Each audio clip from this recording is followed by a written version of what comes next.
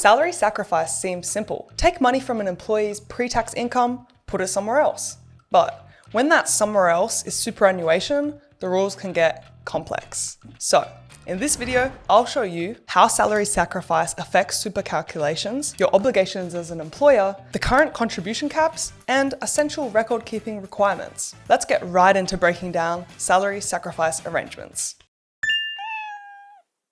Salary sacrificing is where an amount is taken from an employee's gross income, so their before tax earning, and allocated to another payment. What this does is essentially decrease the employee's taxable income, so they're paying less tax. The amount that's taken from their gross wages is then allocated to another payment or account to cover the employee's expenses like childcare or car leasing. But it can also be allocated into a nominated superannuation account. When an employee chooses to salary sacrifice into a superannuation account, they will select a set dollar amount or percentage to salary sacrifice each pay period. For example, it may be $250 into their superannuation account per weekly pay period, or it could be 15% of their total gross wages each monthly pay period. They may choose to have this go into the same account as their superannuation guarantee amounts are going into. The superannuation guarantee amount is the contribution you have to make on behalf of your employees. Currently, the rate is 11.5% of their ordinary time earnings. If you haven't already, I'd recommend you head back to the start of this series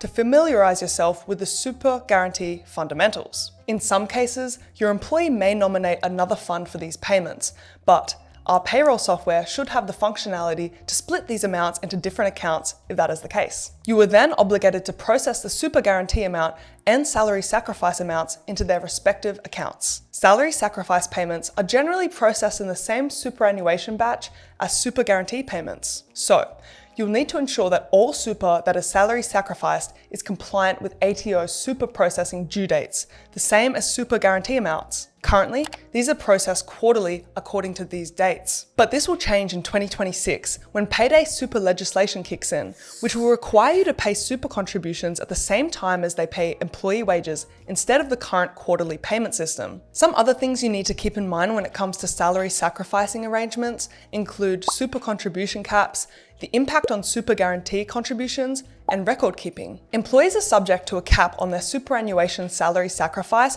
which is currently $30,000 per financial year, meaning this is the maximum they are able to contribute between July 1st and 30th of June. This $30,000 includes their super guarantee contributions and salary sacrifice contributions. If an employee goes over this cap, they may be liable to pay more tax, which is the employee's responsibility to keep track of. In terms of the impact on super guarantee contributions, as of January 2020, you must now calculate superannuation guarantee contributions based on an employee's full gross salary, regardless of any salary sacrifice arrangements. This means that the super guarantee rate, which is currently 11.5%, must be calculated based on an employee's total gross earnings before the salary sacrifice has reduced the gross earnings. For example, an employee with a $100,000 annual salary who sacrifices $20,000 to superannuation will now require the employer to calculate super guarantee contributions on the full $100,000. Previously, employers could calculate contributions on the reduced $80,000 salary. And then, the last thing on the keep in mind list is record keeping. You and your employee must prepare and sign a document that states the terms of the salary sacrifice arrangement. You'll then need to keep relevant records of the arrangement and the expenses for at least 5 years. Before I sign off, I also wanted to mention that you can claim a deduction for a salary sacrifice contribution in the financial year the super fund receives it, provided you meet these 3 conditions. 1. Contributions are made under an effective salary sacrifice arrangement.